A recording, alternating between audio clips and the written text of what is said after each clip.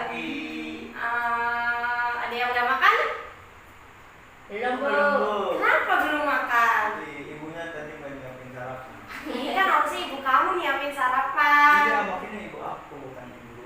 Oh gitu. Baik, anak-anak, sebelum langsung saja ya ibu ya. Sebelum memulai pembelajaran, alangkah baiknya kita berdoa dulu dan membereskan kelas terlebih dahulu agar pembelajaran kali ini dapat berjalan dengan baik dan lancar. Baik, untuk ketua kelas pimpin doa terlebih dahulu. Ya, sebelum kita mulai belajar, teman-teman, kita berdoa dulu. Berdoa mulai. Berdoa selesai. Baik, ibu lihat kelasnya ini masih berantakan sekali ya. Baik, untuk ketua kelas, tolong arahin anak-anak yang lainnya untuk membersihkan kelas terlebih dahulu ya. Iya, Bu.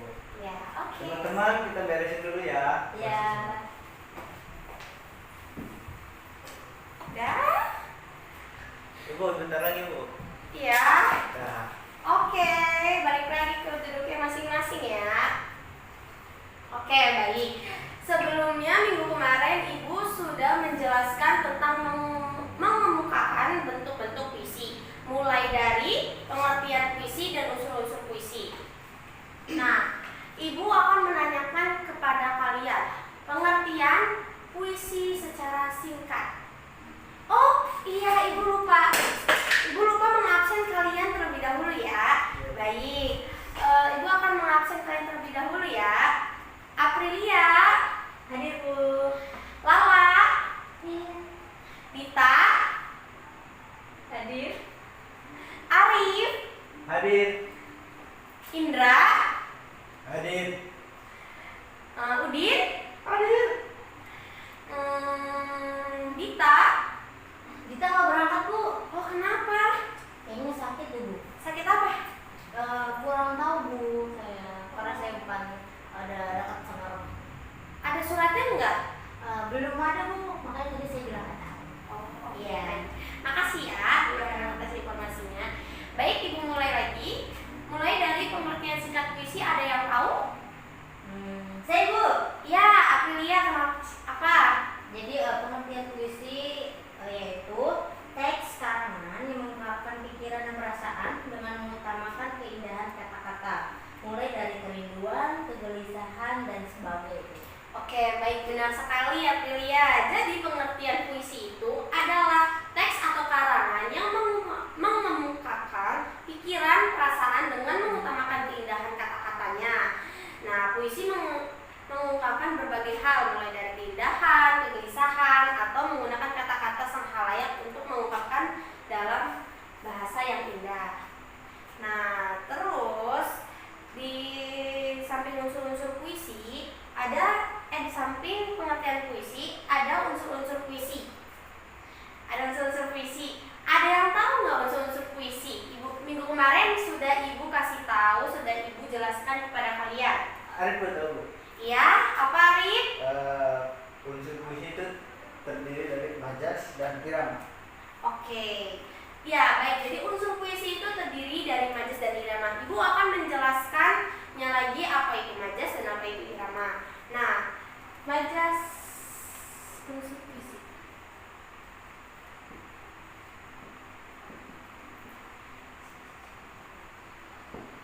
Yang pertama majas. Majas adalah bahasa kias yang digunakan untuk mengutamakan kesan tertentu bagi penyimak atau pembacanya, dan untuk menimbulkan kesan-kesan bahasa yang dipergunakan berupa perbandingan atau pertentangan, pengulangan, dan perumpamaan. Jadi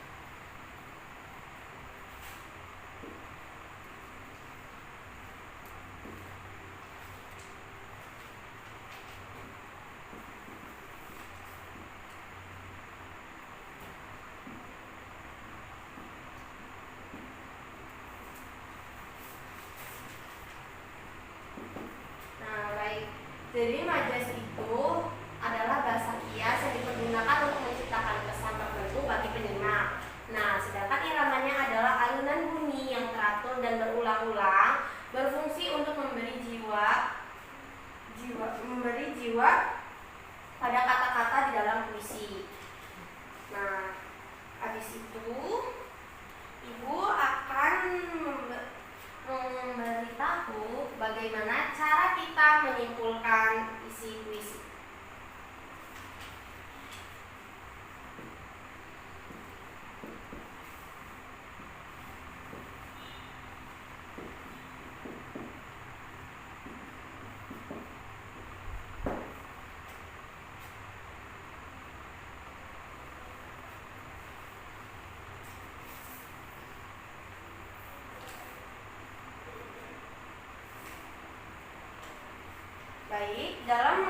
Baik, sesudah kita mengenal unsur-unsur puisi seperti majas, kata-kata, dan konotatif, perkembangan, dan pengimajinasiannya memudahkan kita untuk mengetahui tema dan amanatnya. Nah, selanjutnya adalah langkah-langkah yang bisa kita ambil contoh dari perubahan puisi.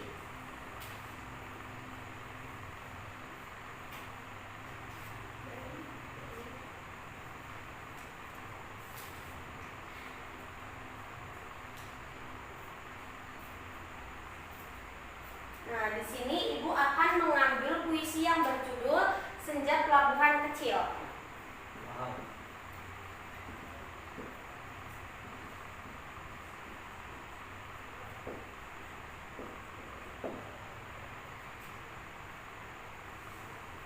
Karya Sri Ayat.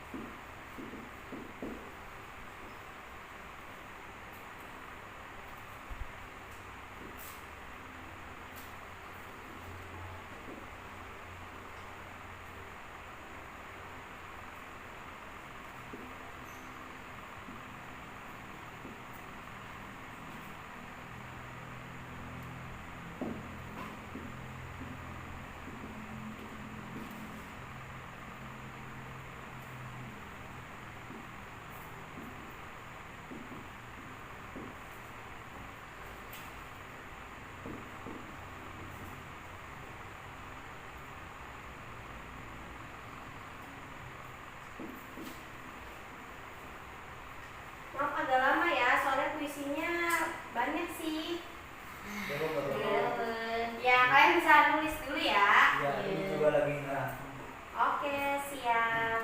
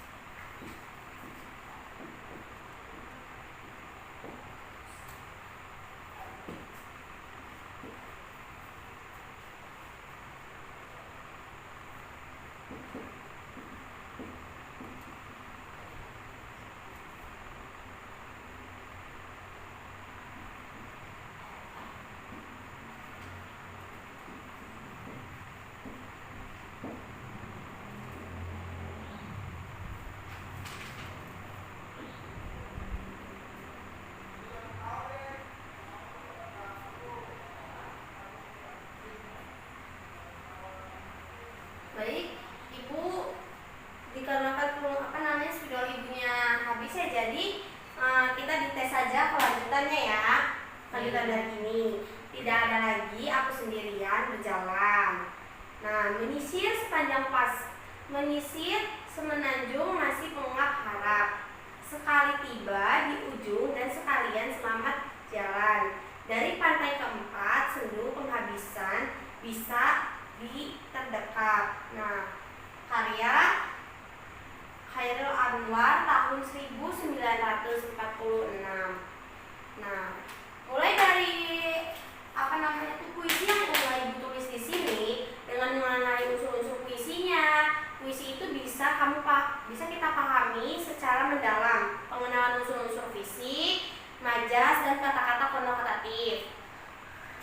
Nah, pengembangan dan penyajiannya memudahkan kita untuk mengetahui apa saja tema dan amanatnya dari puisi yang sudah Ibu tulis ini. Nah, kita juga akan mengetahui perasaan apa si penyair dan sikapnya terhadap pembaca. Nah, dengan langkah-langkah seperti itu, kita dapat mendalami puisi yang berjudul Senja Pelabuhan Kecil sebagai berikut. Nah, bait pertama, Ibu akan menjelaskan tentang bait pertama dulu ya. Bait pertama ini kita menceritakan tentang cinta yang sudah tidak dapat diperoleh lagi. Penyair melukiskan keadaan batinnya itu melalui kata gudang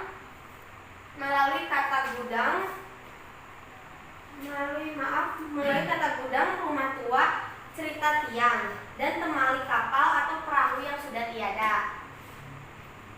Nah, benda-benda itu semua mengungkapkan perasaan sedih atau sepi. Penyair merasa bahwa benda-benda di pelabuhan itu membisu. Baik, jadi bait pertama itu menceritakan tentang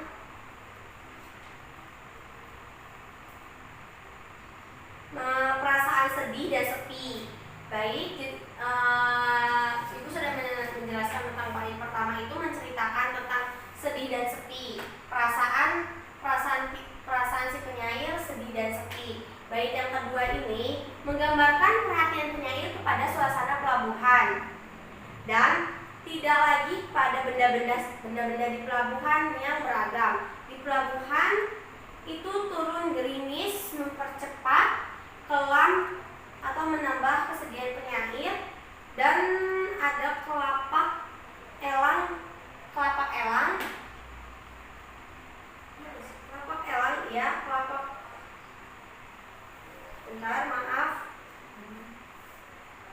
yang menyinggung marah atau membuat hati si penyair itu menjadi muram, dan ada suasana pantai itu seperti suatu yang membuat si penyair memenuhi harapan yang terhibur. Nah, harapan untuk mendapatkan hiburan itu musnah sebab kini tanah air hidup hilang ombak. Bagaimana jika laut hilang ombak? Seperti halnya manusia kehilangan harapan akan kebahagiaan. Bait ini mempertegas suasana kedukaan si penyair. Jadi bait kedua ini menceritakan bagaimana harapan untuk mendapatkan hidup itu telah musnah atau hiburan itu telah musnah. Sebab kini tanah air atau air hidup hilang ombak. Bagaimana jika laut kehilangan ombak? Seperti halnya kita sebagai manusia kehilangan harapan akan kebahagiaan. Gitu. Jadi bait kedua ini menceritakan tentang kehilangan seorang manusia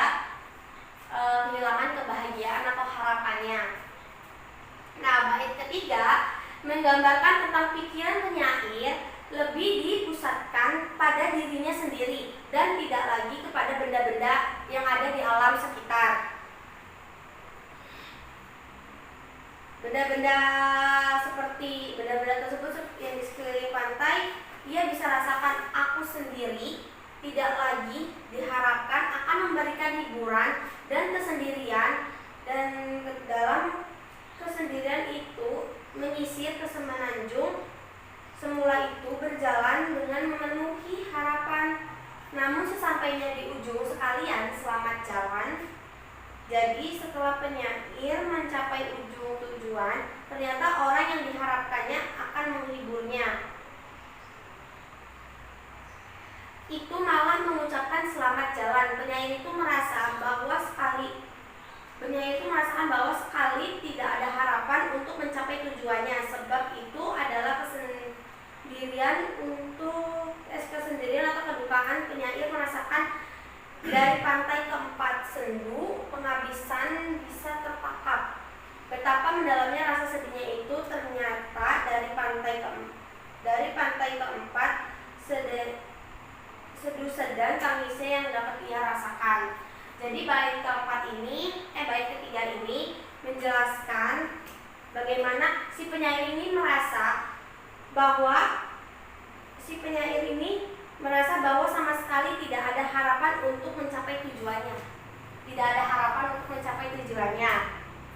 Sedih gitu ya. Iya, jadi puisi ini tentang kita sebagai manusia, tentang mencari jati hidup atau mencari harapan kita kayak gitu. Tapi nyatanya kita mencari jati hidup, mencari harapan, nyatanya tidak sesuai dengan ekspektasi kita.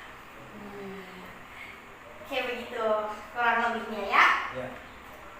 Baik, kita sudah membahas tentang menyimpulkan dari isi puisi ini. Ibu akan menjelaskan tentang jenis-jenis puisi.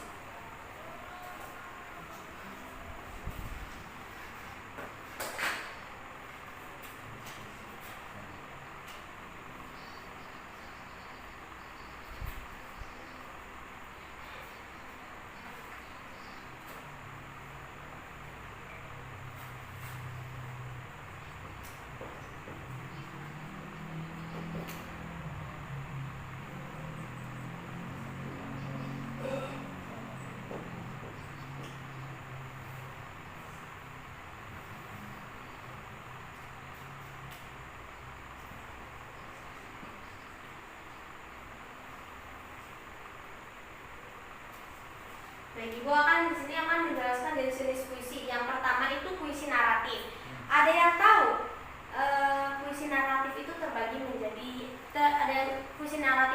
menjadi berapa dan apa saja? Puisi naratif. Ini Bu, Baradah sama romansa. Oke, baik, benar sekali Ali, Ya. pinter banget kamu emang ya. Puisi naratif. Puisi naratif ini mengungkapkan cerita atau penjelasan si penyair atau puisi. Oke, baik, Ibu akan memberikan pengertiannya terlebih dahulu ya. Mengungkapkan cerita atau penjelasan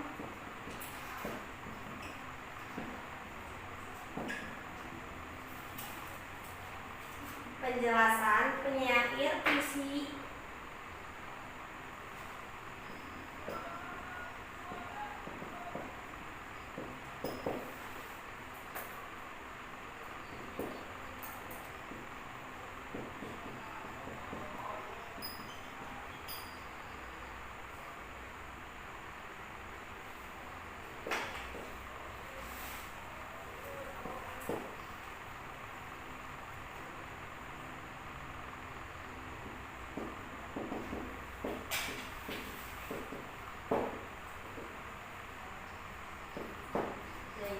Jadi puisi naratif itu dapat disimpulkan mengungkapkan cerita atau penjelasan penyair puisi terbagi ke dalam beberapa macam, yaitu barada dan romansa. Nah, Ibu akan menjelaskan apa itu Barada dan Romasa. Barada itu adalah puisi yang berisi cerita tentang orang-orang perkasa atau tokoh pujaan. Nah, kalau misal itu yang dimaksud puisi Barada. Nah, kalau misalkan Romasa itu adalah jenis puisi yang menggunakan bahasa romantik yang berisi kisah percintaan yang diselingi bisa perkelahian dan petualangan.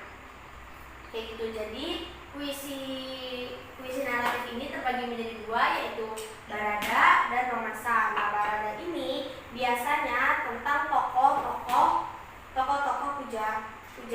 Nah, kalau misalkan yang Romasa ini berisi tentang bahasa romantis seperti percintaan. Nah, tapi diselingi dengan kayak pertengkaran dan petualangan. Kayak gitu. Baik, mengenai jenis-jenis puisi naratif yang terbagi menjadi dua, ada Barada dan Romasa, ada yang ingin ditanyakan? Enggak, Bu. Enggak. Tapi romansa itu yang romantis itu. Iya, kalau Romasa itu yang romantis kayak gitu. Kalau misalkan Barada itu yang menceritakan tentang tokoh-tokoh, entah itu tokoh-tokoh pejuang, tokoh-tokoh sebagai macamnya. Gitu. Nah, baik. Terakhir Ibu akan menjelaskan puisi lirik. Apa Nah, itu, Bu? Iya, Bu. puisi lirik ini ada terbagi menjadi ke dalam beberapa macam. Nah, yang pertama itu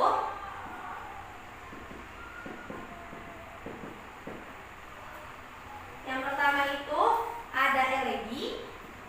Apa, Bu? Ada elegi. Ya, elegi. Nah, terus yang kedua ada sarenada. Yang ketiga ada ode.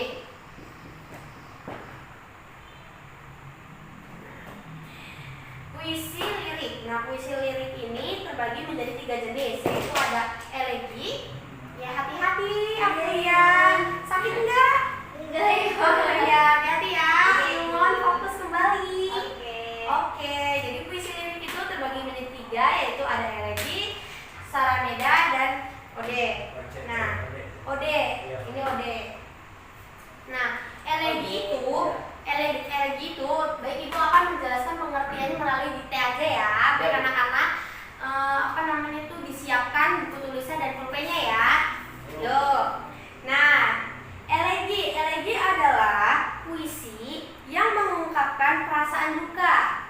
Sekali lagi, elegi adalah puisi yang mengungkapkan perasaan duka. Oke. Yang kedua itu sarenada, ialah sajak percintaan yang dapat dinyanyikan pada waktu senja. Nah, ini biasanya dipakai untuk orang-orang yang sedang jatuh cinta atau ingin mengungkapkan perasaannya kepada pasangannya. Biasanya menggunakan puisi lirik yang berbentuk sarenada. Nah, terus yang ketiga ada puisi ode. Adalah puisi yang berisi pujaan terhadap seseorang, sesuatu hal atau keadaan yang banyak ditulis, ialah pemujaan terhadap tokoh-tokoh yang ia kagumi. Nah, baik. Jadi, puisi kalau baik dapat disimpulkan, elegi adalah puisi yang mengungkapkan perasaan duka. Sedangkan kalau sarenada adalah sajak percintaan yang dapat dinyanyikan pada waktu senja, dan ode adalah pujaan terhadap seseorang, satu hal atau suatu keadaan yang dapat ditulis, ialah pemujaan terhadap, misalkan kita kagum akan tokoh Soekarno, atau misalkan tentang kagum akan tokoh Gus Dur, terus kagum akan tokoh ini. Bisa kita lihat lagi kayak tokoh yang menulis puisi ini, yaitu Khairul Anwar. Dan kita bisa mengungkapkan kekagumannya melalui kita membuat puisi gitu. Baik, sampai di sini ada yang ingin ditanyakan? Sudah, Ibu. Arif? Udah, Bu. Udah jelas. Aprilia? Sudah jelas. Oke, baik.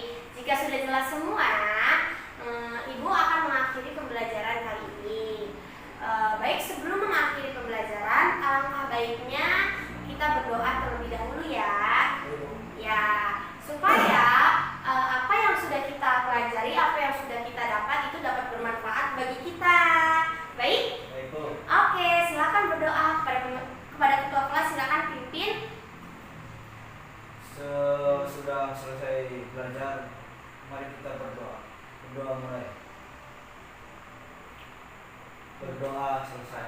Oke, baik anak-anak. Terima kasih dan mohon maaf apabila banyak kesalahan dari Ibu.